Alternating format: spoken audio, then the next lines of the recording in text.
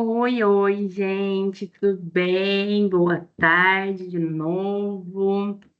Gente, então, hoje eu vou fazer com vocês a correção do simulado, tá bom?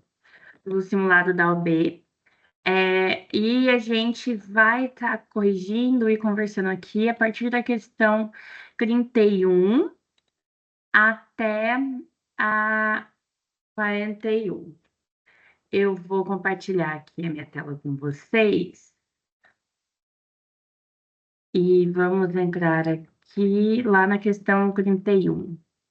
Espero que vocês estejam bem, esteja estudando bastante. A OAB está chegando, né? Então, fiquem calmos, fiquem tranquilos, vai dar tudo certo. E é isso, gente. Lembra do que o Fred falou pra gente? É só uma prova.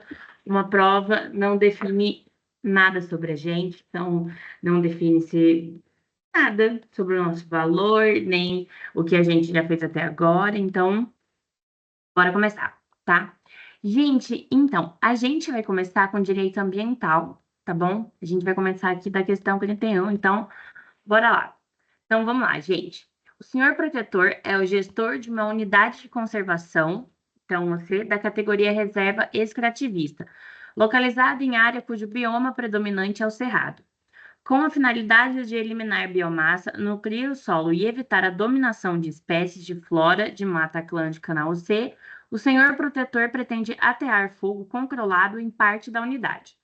Entretanto, sem saber se a prática seria permitida, o senhor protetor decide consultar a procuradora do órgão gestor da unidade de conservação em que atua, a senhora protetora.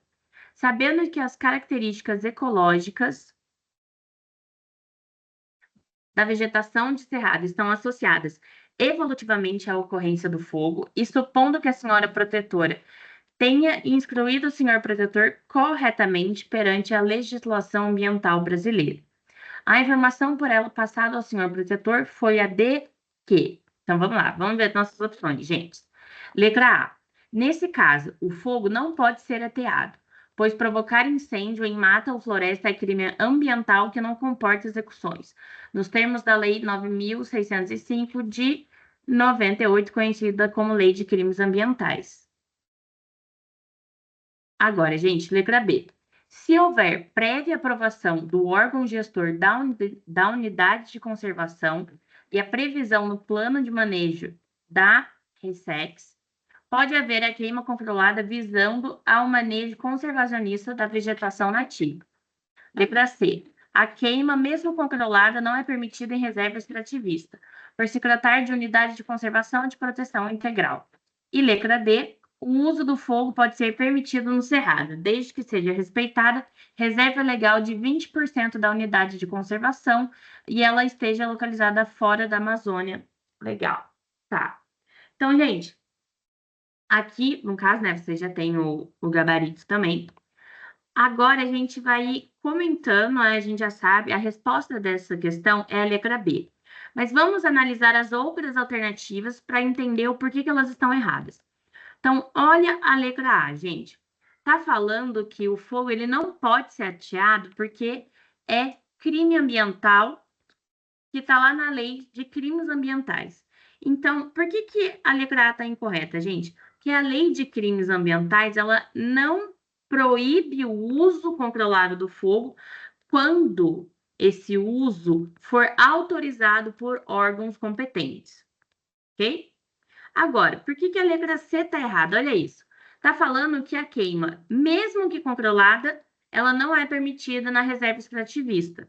Por que que ela está errada? Gente, a reserva extrativista, ela não é uma unidade de proteção integral, mas sim de uso sustentável, tá? Então, essas práticas de manejo, como a queima, né, as queimas controladas, elas são permitidas desde que elas sejam regulamentadas. E olha a letra D. Está falando que o uso do fogo pode ser permitido no cerrado, tá? Desde que seja respeitada a reserva de 20% de conservação e ela esteja localizada fora da Amazônia Legal.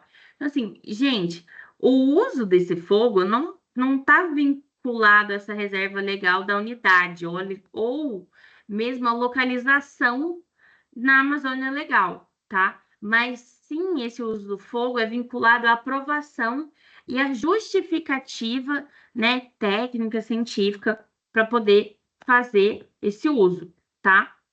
Então, beleza? Então, na questão 31, a nossa resposta é a letra B. Então, se houver prévia aprovação do órgão gestor da unidade de conservação e a previsão no plano, né, da reserva extrativista, pode haver essa queima controlada, visando o manejo conservacionista da vegetação nativa.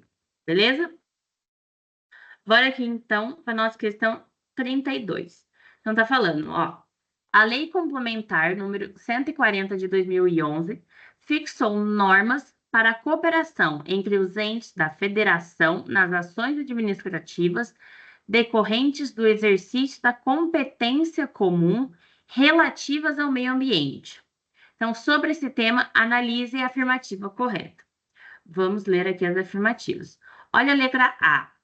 Compete aos estados e ao Distrito Federal controlar a introdução no país de espécies exóticas potencialmente invasoras que possam ameaçar os ecossistemas, habitats e espécies nativas.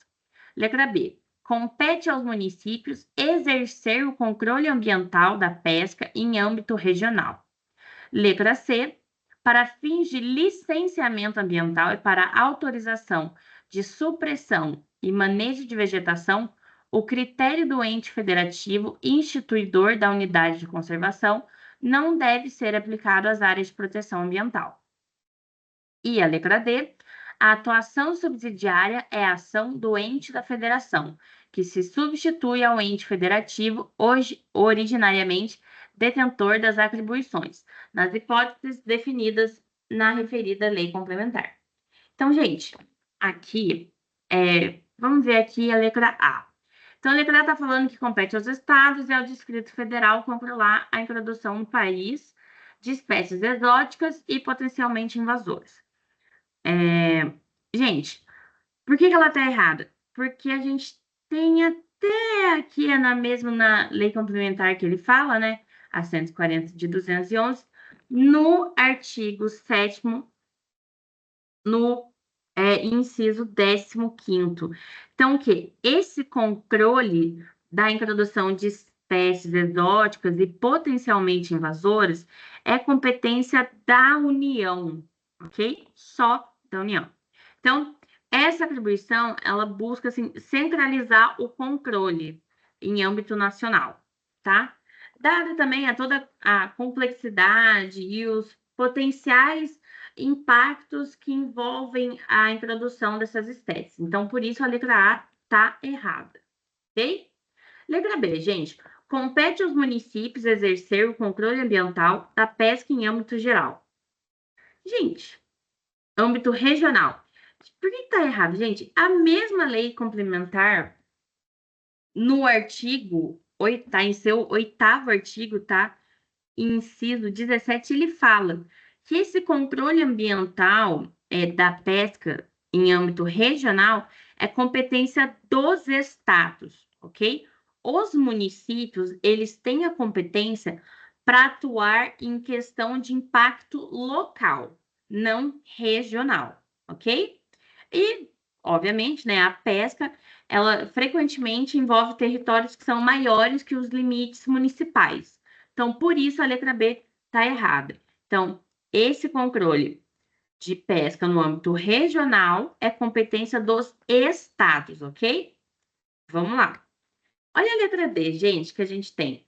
Atuação subsidiária é ação do estado entre o ente da federação que se substitui ao ente federativo, originariamente detentor das atribuições, nas hipóteses definidas na referida lei complementar. Por que está errado, gente? Essa atuação subsidiária, ela não é uma substituição automática.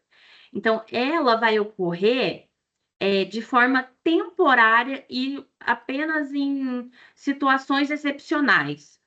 Então, assim, principalmente quando o ente, né, o ente originariamente responsável, deixa de agir ou ele age de uma forma insuficiente, ok?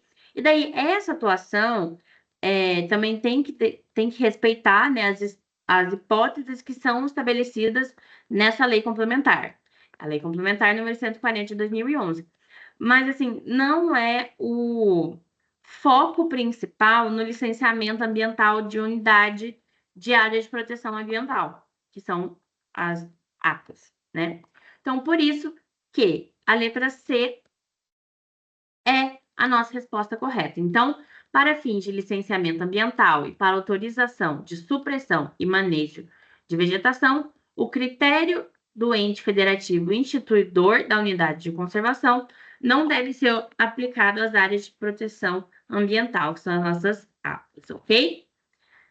Belezinha, galera? Então, bora lá, gente. Agora a gente vai entrar em direito civil.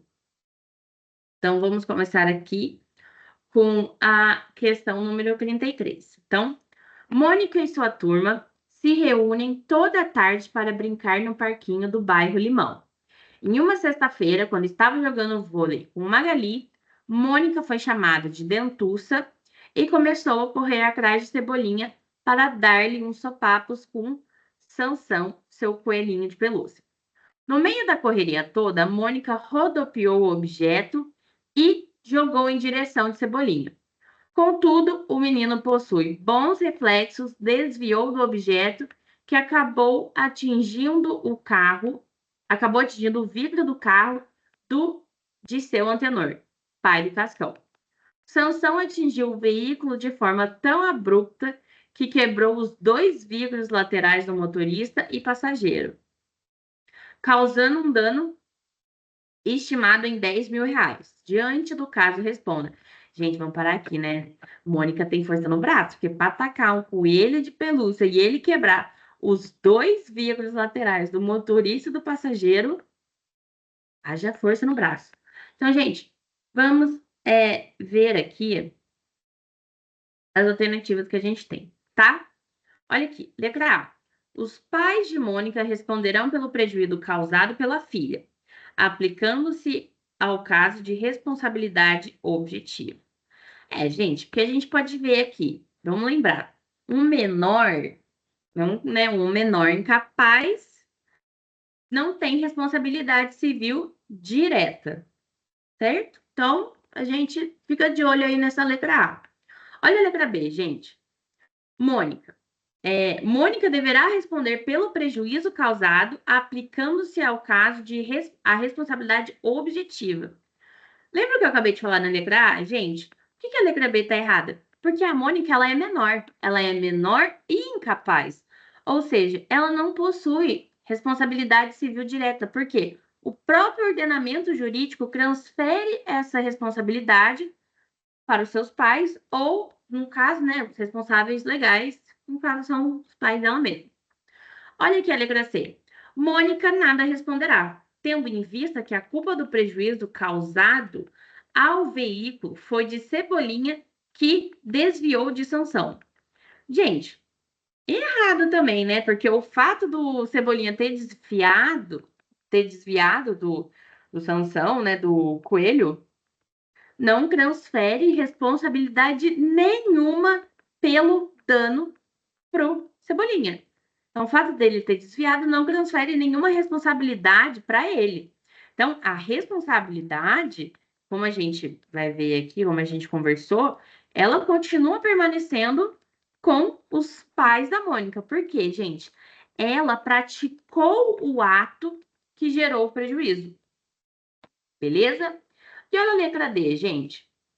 Tendo em vista que Mônica se trata de menor incapaz, Antenor deverá arcar com prejuízo sozinho. Gente, por que está errado também? Porque o Antenor, como ele é o proprietário do veículo, ele não tem a obrigação de arcar sozinho com o prejuízo do carro dele. Pelo contrário, ele pode buscar a reparação contra os responsáveis legais da Mônica, que são quem? Os pais dela. Então, com isso, a gente fica com a letra A, gente. Os pais de Mônica responderão pelo prejuízo causado pela filha, aplicando-se o caso à responsabilidade objetiva. Beleza? Então, vamos pular aqui, vamos aqui para a questão 34. Gente, olha, Amanda está muito feliz por ter passado no concurso dos sonhos. Nesta razão, sabendo que Fábio, seu primo, estava precisando de uma geladeira nova, Amanda decide formular contrato com Refrigera Mais para adquirir uma geladeira inox e mandar entregar na casa do parente. Contudo, antes da data estimada para a entrega do bem, Amanda percebe que Fábio anda muito encostado e não quer saber de trabalhar depois que soube da geladeira. Fato que a deixa pensativa sobre o destinatário da entrega da geladeira. Diante do ocorrido, responda. Olha aqui. Letra A. Caso haja demora na entrega da geladeira, somente Fábio poderá cobrar o cumprimento da obrigação. Gente, é só o Fábio que vai poder cobrar o cumprimento da obrigação? Não, né? Porque, pensa comigo, o Fábio, como ele é o terceiro beneficiário, ele só pode exigir depois que ele aceita expressamente o benefício, coisa que não aconteceu. Então, antes, né, até antes que ele aceite expressamente, a Amanda é a única pessoa que possui legitimidade para discutir a execução desse contrato. Beleza? Olha aqui a letra B, aqui em cima, ó. Caso queira substituir o destinatário da geladeira, Amanda só poderá fazer por ato entre vivos. Então, gente, então assim, ela pode, gente, ela tá ali, né? Ela tem a legitimidade para discutir a execução do contrato, como a gente viu. Então, ela pode modificar o destinatário desse benefício, que no caso é a geladeira, sem formalizar um ato específico, né, de entre vivos. Porque essa substituição é um direito da estipulante, então é o direito da Amanda, enquanto não houver aceitação do terceiro beneficiário, que no caso é o Fábio. Então, enquanto o Fábio não aceitar, ela pode sim mudar, né? Substituir o destinatário. Olha a letra C. Amanda poderá substituir o destinatário da geladeira, independentemente da anuência de Fábio e da Refrigera Mais. Beleza, tudo que a gente falou na letra A e na letra B. Vamos dar uma olhada na letra D. Amanda só poderá substituir o destinatário da geladeira com anuência expressa por Refrigera Mais. Por quê? Gente, é o que a gente falou, né? Essa anuência da Refrigera Mais, ela não tem necessidade, né? Ela não tem necessidade para que a Amanda substitua o destinatário. Por quê? Uma vez que essa estipulação em favor de terceiro ainda pode ser modificada ou revogada por vontade exclusiva da Amanda, até que o Fábio aceite.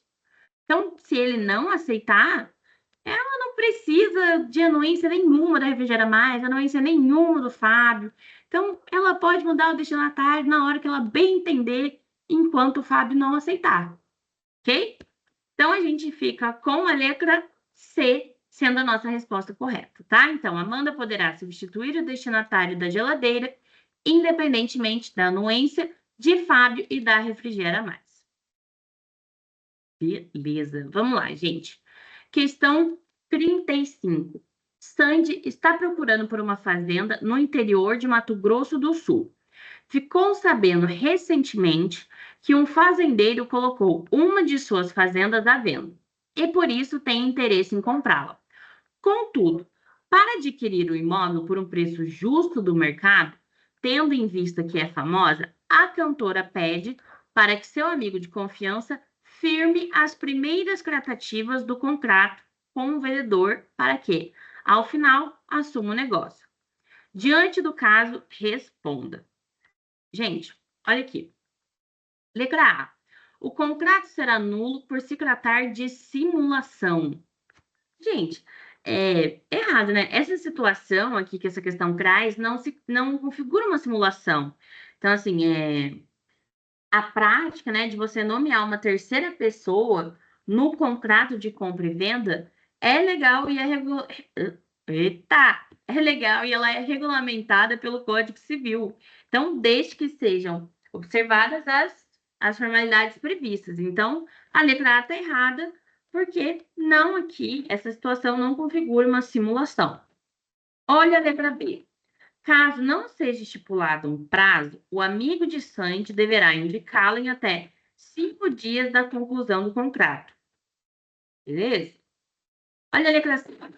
Caso Sandy se tornasse insolvente no momento da nomeação, o contrato seria desfeito.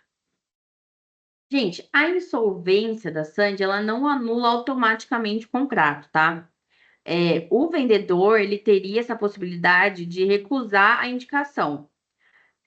Mas isso ia depender da avaliação das garantias de execução do contrato e não causaria o desfazimento imediato do negócio, ok? E olha a letra D. O contrato de compra e venda só pode ser formulado entre o mesmo comprador e vendedor, não admitindo substituição das partes. Gente, a gente viu, né, que pode. Então, o contrato de compra e venda, ele admite a substituição das partes por meio de cláusula de pessoa a declarar, desde que sejam respeitadas as condições legais. A gente viu isso também. Então, essa prática de nominar a terceira pessoa, ela é legal e é regulamentada pelo próprio Código Civil. Então, por isso, a gente vai ficar com a letra B, que a gente viu, ó. Caso não seja estipulado um prazo, amigo de Santos deverá indicá-la em até 5 dias da conclusão do contrato. Beleza, beleza. Olha agora aqui o que a gente tem, gente. Questão número 36. Alexandra, estudante de jornalismo, foi contratada por Camila, jornalista reconhecida nacionalmente, para transcrever os áudios de entrevistas gravadas em razão de um estudo inédito sobre a corrupção na América Latina, sendo o sigilo sobre as informações parte de obrigação prevista expressamente no contrato. O trabalho contratado duraria 5 anos, mas no curso do segundo ano. Camila descobriu, em conversa com alguns colegas, que Alexandra franqueará a uma amiga o acesso ao material de áudio. Sobre esse caso, responda. Então, vamos aqui, ó. Letra A. Alexandra não poderia transferir sua obrigação para a amiga sem a anuência de Camila. Beleza. Aí a gente também pode usar, né, nessas questões, a gente usa também um bom senso, né, gente? Vamos supor, você foi contratado, tem seu chefe. Você não vai passar a sua obrigação para o seu coleguinha sem a sua chefe saber, né? Você pode até fazer isso, mas se você for pego, você rodará. Então, olha aqui, letra B, gente. Alexandra tem o direito de compartilhar com outra pessoa o material disponibilizado. Gente, errado, tá falando aqui que o sigilo sobre as informações é parte obrigatória prevista expressamente no contrato. Então, ela não tem direito nenhum de compartilhar esse material com qualquer outra pessoa, porque a gente tem a cláusula de sigilo que é estabelecida no contrato. Então, essa atitude constitui quebra de contrato e daí gera, né, pode gerar aí as consequências legais de quebra de contrato. Olha a letra C. Alexandra só poderia transmitir o material de estudos mediante o pagamento de quantia considerável para que o lucro fosse dividido com Camila. Propina, galera, você vai estar recebendo passar informação sigilosa dos outros. Então, assim, gente, não existe previsão legal nenhuma para que a Alexandra transfira ou comercialize o material sem autorização. Então, e reforçando, a gente já tem nesse contrato a cláusula de sigilo. Então, a venda ou compartilhamento das informações é um agrave É uma grave violação contratual. E, dependendo, ainda gera até penalização criminal. Então, letra C, esquece, entendeu? Esquece. Olha a letra D. Se outra pessoa tivesse contratado Alexandra na vigência contratual com Camila, o contrato seria automaticamente desfeito sem qualquer penalidade jurídica. Gente, não. A contratação da Alexandra por outra pessoa durante a vigência da Camila não vai resultar automaticamente na rescisão do contrato original, tá? Porém, se houver o descumprimento contratual, como negligência na execução das obrigações ou quebra de sigilo, ok? Então, a Camila, ela vai poder buscar a rescisão com as eventuais penalidades. Ou seja, gente, aqui, letra A, belezinha? A Alexandra não poderia transferir sua obrigação para a amiga sem anuência de Camila, ok? Então, siga aqui o exemplo da letra A. Não faça nada no seu trabalho, não faça nada para o seu coleguinha sem falar com sua chefe, senão dá problema. Olha aqui, gente. Questão 37. Ó, Luana, pintora, maior e capaz, entregou a Jacó, empresário, maior e capaz, 80 quadros de pintura abstrata para que fossem vendidos em sua loja. Ficou ajustado no contrato ainda que, decorridos 2 meses, Jacó pagaria a Luana o valor de R$ 20 por quadro vendido, cabendo-lhe restituir à pintora os quadros que porventura não tivessem sido vendidos no referido prazo. Decorrido 1 mês, Jacó constatou que estava encontrando grandes dificuldades para vender os quadros, o que o levou a promover uma liquidação em sua loja, alienando cada quadro por R$ 10. A liquidação foi bem sucedida, ocasionando a venda de 75 quadros, ok? Transcorrido o prazo previsto no contrato, Luana procura Jacó solicitando que ele pague o preço ajustado relativo aos quadros vendidos, bem como que restitua aqueles remanescentes. Diante disso, responda. Ó, letra A. Jacó deve pagar R$ 20 por cada quadro vendido, independentemente do valor posto em mercado. Beleza, né, gente? Vamos pensar que existe um contrato, o contrato foi assinado, foi acordado pelas partes, foi aceito, expressamente aceito. Então, o quê? Vender, né? O Jacó teria que pagar a Luana R$ 20 por quadro vendido e restituir a ela os quadros que sobraram. Beleza. Olha a letra B. Jacó deverá pagar R$ 10 por quadro vendido. Gente, não, não existe isso. Por quê? Por que não existe isso? Porque isso viola o contrato que eles assinaram, que estipula o quê? O valor de R$ 20 por quadro. Então, a venda dos quadros por este valor inferior foi uma decisão unilateral do consignatário, um contrato de consignação. Então, só o Jacó decidiu isso, das vozes da cabeça dele, ele decidiu isso sozinho. E isso não impacta a obrigação contratual inicial.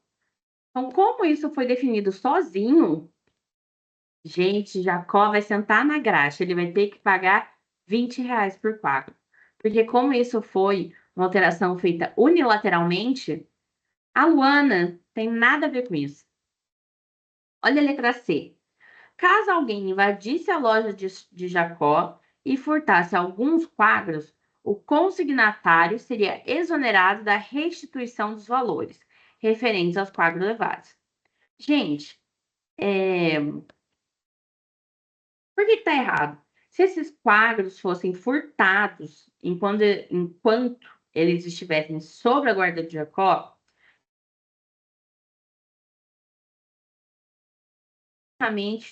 da obrigação de restituí-los ou de compensá-lo o ano.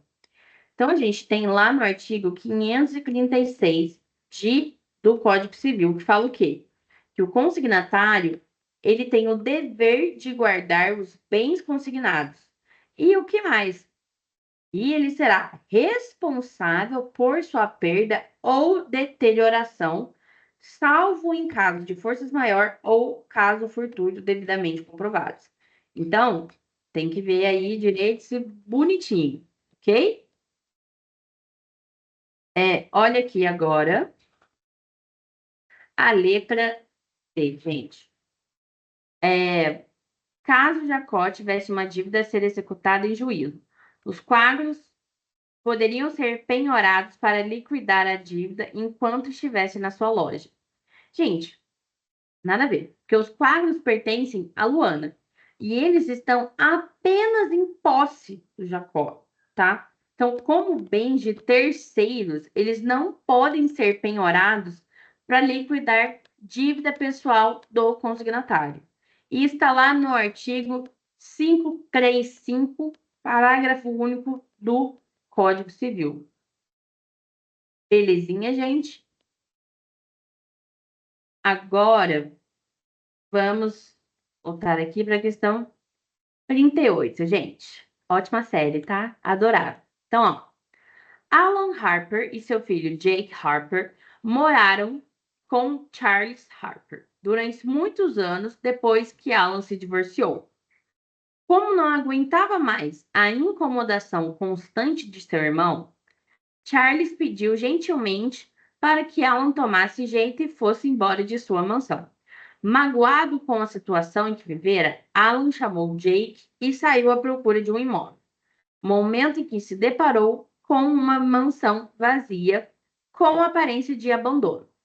Diante da situação que avistou, Alan decidiu se mudar para o local com seu filho, tendo em vista que não possuía outra residência e queria viver de forma independente, sem precisar da ajuda da mãe ou de Charles.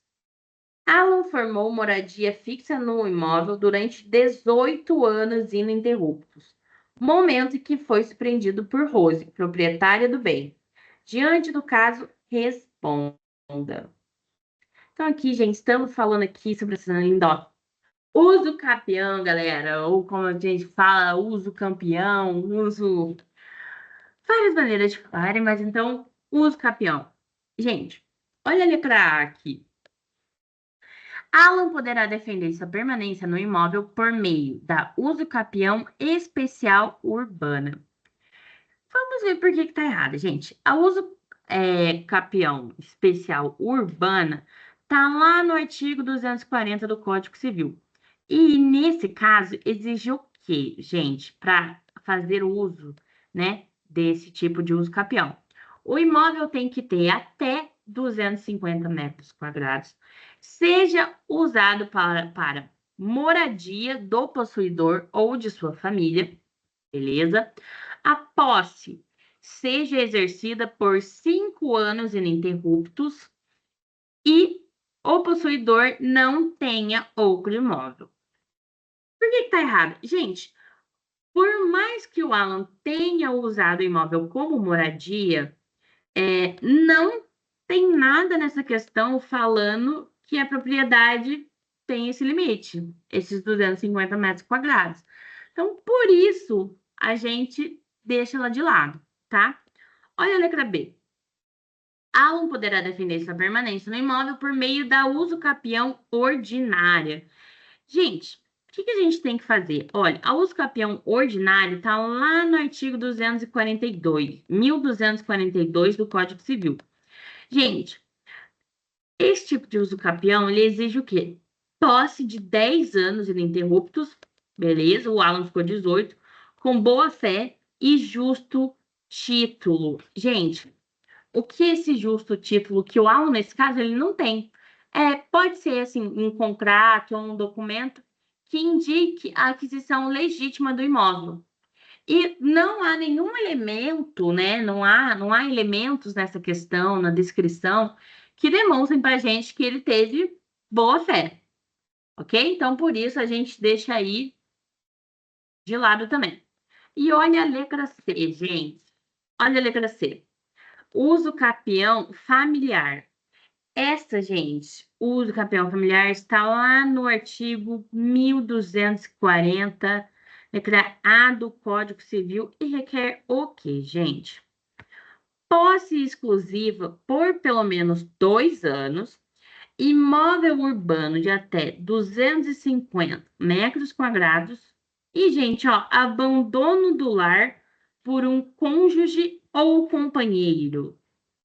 Então, gente, o caso aqui não se trata, né, de abandono de lar ou litígio entre esses cônjuges, e o imóvel não tem nada também que indique que ele tem até 250 metros quadrados. O que vai deixar a gente, o que, gente, com a letra D. Então, ele vai poder defender a permanência no imóvel por meio da uso capião extraordinária.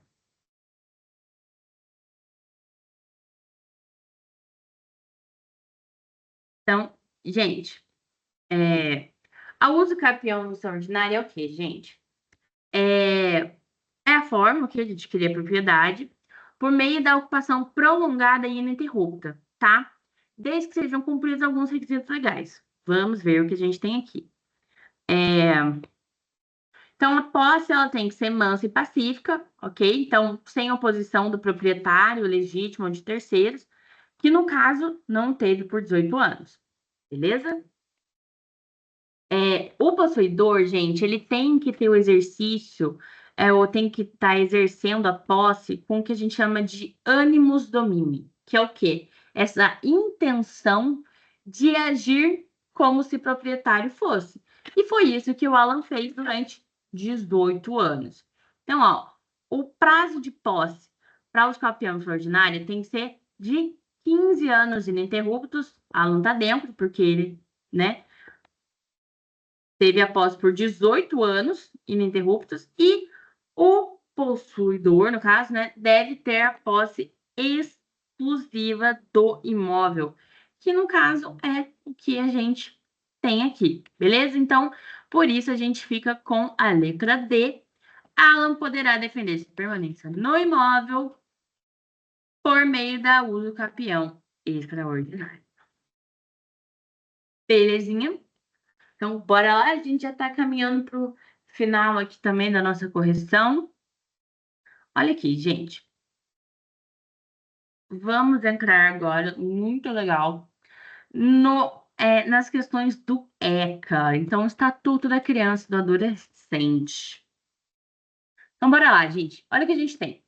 2 irmãos órfãos cresceram juntos em uma entidade de acolhimento institucional, aguardando colocação em família substituta.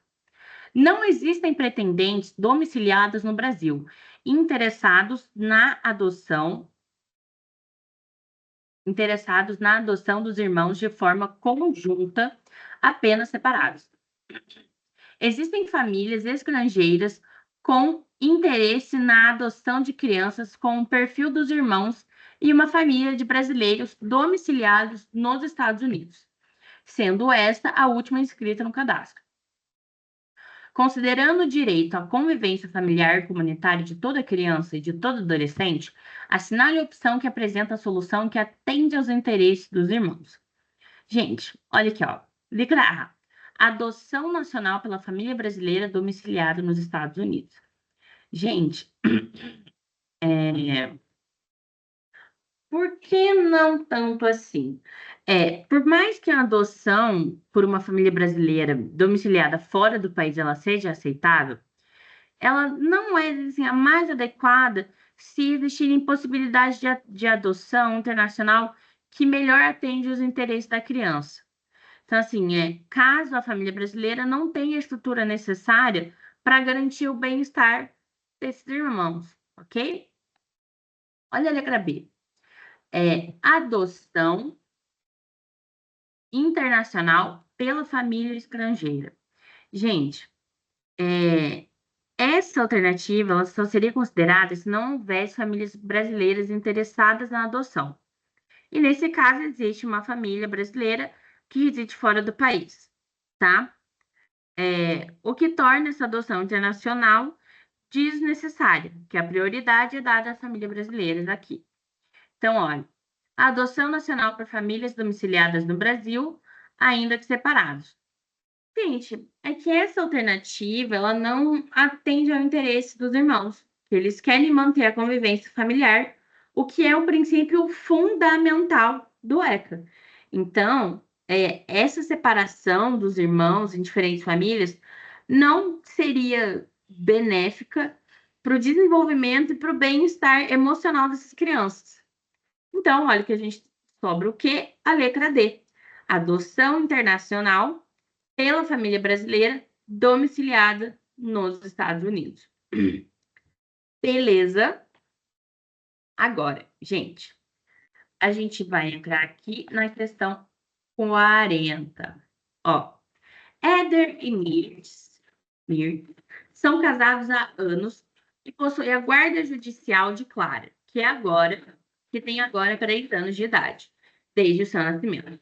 A mãe da infante, ou seja, a mãe da Clara, que é a irmã de Mirtz, é usuária de K9 e vive nas ruas da cidade.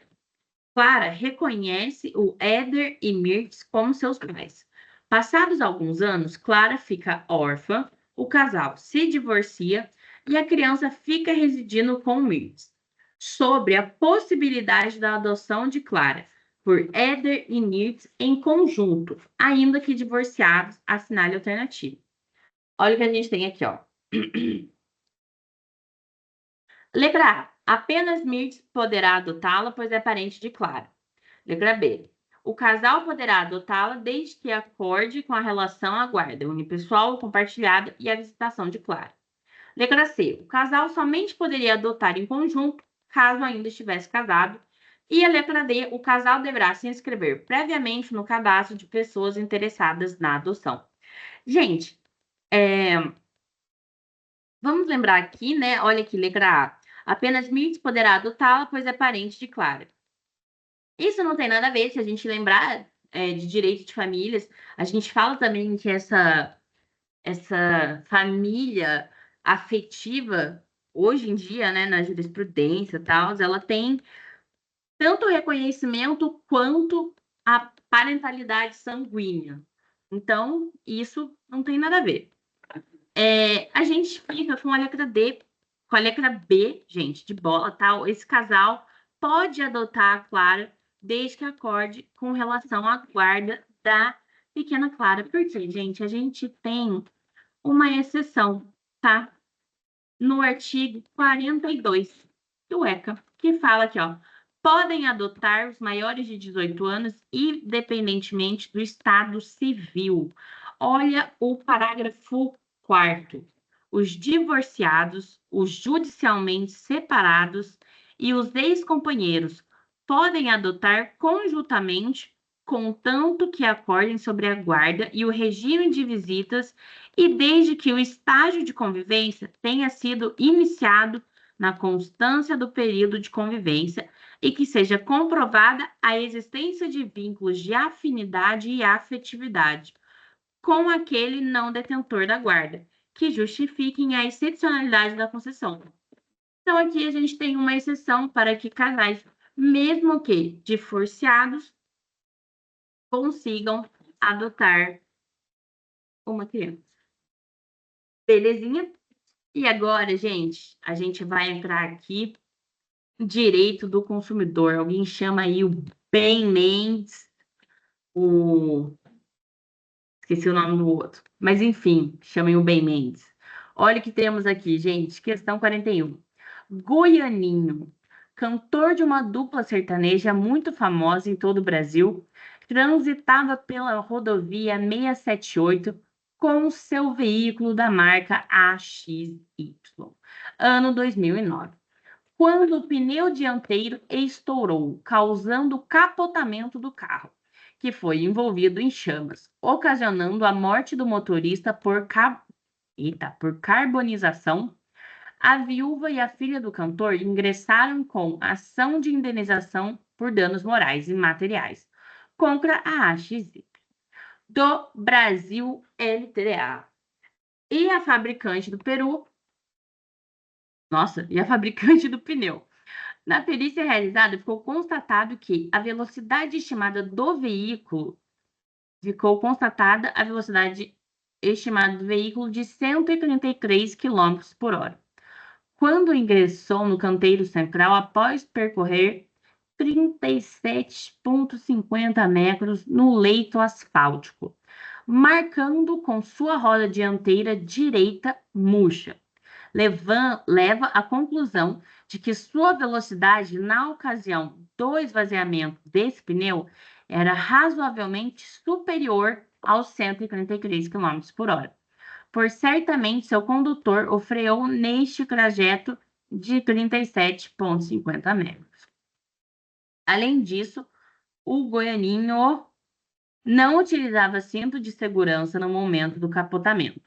Na qualidade de advogado da viúva e da filha, você deverá informar corretamente que, olha a letra A, embora o consumidor transitasse acima da velocidade permitida e sem cinto de segurança, o acidente não teria ocorrido se o pneu não houvesse estourado, de modo que restou caracterizado o vício do produto a ensejar, indenização por dano moral e patrimonial. Gente, embora a falha no pneu seja um defeito do produto e possa gerar responsabilidade do fabricante, a culpa exclusiva do condutor, como a gente viu, por excesso de velocidade e a falta do cinto de segurança, pode limitar ou até excluir a responsabilidade do fornecedor. Então, a análise de culpa concorrente pode diminuir a indenização. Beleza? Olha a letra B. O fato do consumidor transitar muito acima da velocidade permitida e sem fazer o uso do cinto de segurança caracterizam sua culpa exclusiva de modo a excluir a responsabilidade dos fornecedores. Gente, por mais que a conduta do motorista seja relevante, ela possa ser considerada para culpa concorrente, não se pode afirmar que essa culpa exclusiva do motorista exclui completamente a responsabilidade do fornecedor. Então, a responsabilidade do fornecedor só seria excluída totalmente se ficasse comprovado que o produto estava livre de defeitos, tá? E que esse motorista não teve qualquer contribuição para o acidente. E olha a letra C. O fornecedor do pneu só não será responsabilizado apenas quando provar que não colocou o produto no mercado ou que, embora haja colocado o produto no mercado, o defeito inexiste. Gente, por que está errada? O fornecedor, ele deve ser responsabilizado objetivamente, mesmo que prove que ele não teve culpa. Então, essa responsabilidade objetiva, ela implica no que a gente chama, que a gente sempre falou, em dever de indenizar. Então, independentemente de culpa, né, salvo se conseguir ser provado que esse defeito não existia, ou que esse acidente foi causado por um fato exclusivo de terceiro ou por culpa da própria vítima. Beleza? Então, sobrou para a gente como correta a letra D. Então, o excesso de velocidade e a não utilização de cinto de segurança em acidente mobilístico com resultado morte são elementos que conduzem ao reconhecimento da culpa concorrente da vítima. Beleza? Porque é o que a gente falou sobre isso até agora. A vítima tem sim ali uma parcela da sua culpa por ser imprudente de dirigir em excesso de velocidade, não usar o cinto de segurança. Beleza? Então, a gente fica aí com a letra D. Gente, paramos por aqui. Essa foi a nossa correção. Deixa eu voltar aqui com vocês. Então, gente, Muito obrigada, né? Bom dia, boa tarde, boa noite, o horário que vocês estiverem assistindo. E caso assistam essa correção antes da prova, muito boa sorte para vocês, vai dar tudo certo. Fiquem calmos, respirem. Lembrem, né, de novo, como eu falei no começo da nossa aula, o que o Fred falou pra gente. É, e uma prova, é só uma prova. A OB acontece todo ano, então não deu nesse, tudo bem. Existe o ano que vem, não deu no ano que vem, tá tudo bem. Existe o próximo e os próximos. A gente não precisa se desesperar. E tá tudo certo. Não é a nota nessa prova que define quem a gente vai ser, qual tipo de profissional a gente vai ser, quem somos ou quem deixamos de ser. Tudo bem? Então, é isso. Um beijo para vocês. Boa sorte, boa prova. E estou torcendo por vocês, gente. É isso. Tchau, tchau.